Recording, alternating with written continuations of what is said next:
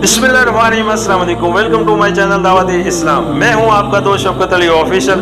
उम्मीद करता हूं कि आप सब लोग ईमान के आला दर्जे पे होंगे। सूरत आल इमरान के आयात नंबर 93 का तर्जमा, खाने की ये सारी चीजें जो शरीयत मुहम्मदी में हलाल हैं, बने इसराइल के लिए भी हलाल थी। अलबत्ता बात चीजें ऐसी थी जिन्हें तौरात के नाजिल किए जाने से पहले इसराइल ने खुद अपने ऊपर हराम कर लिया था। उनसे कहो, अगर तुम अपने एतराज में सच्चे हो तो लाओ तौरात और पेश करो उसकी कोई अबारत। सूरत आल इमरान हाशिया नंबर 76।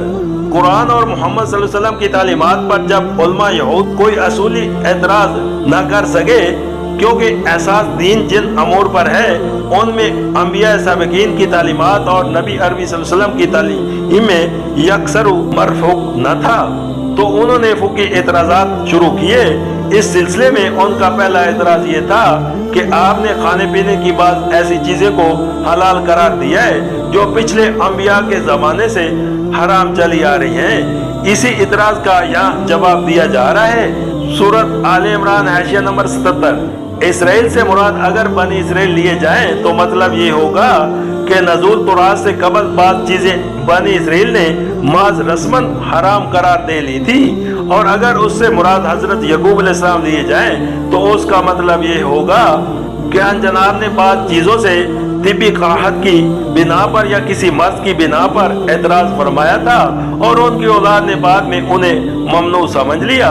यही मुखर अल जिक्र रिवायत ज्यादा मशहूर है, और बाद वाली आयात से ये बात साफ तौर पर जाहिर होती है कि ऊंट और खरगोश वगैरह की हुर्मत का जो हुक्म बाइबल में लिखा है वो असल तौरात का हुक्म नहीं है, बल्कि यहूदी उलमा ने बाद में उसे दाखिल किताब कर दिया है। मुफस्सिल बहस के लिए मुलाहिजा हो सूरत अल इनाम हाशिया नंबर 122।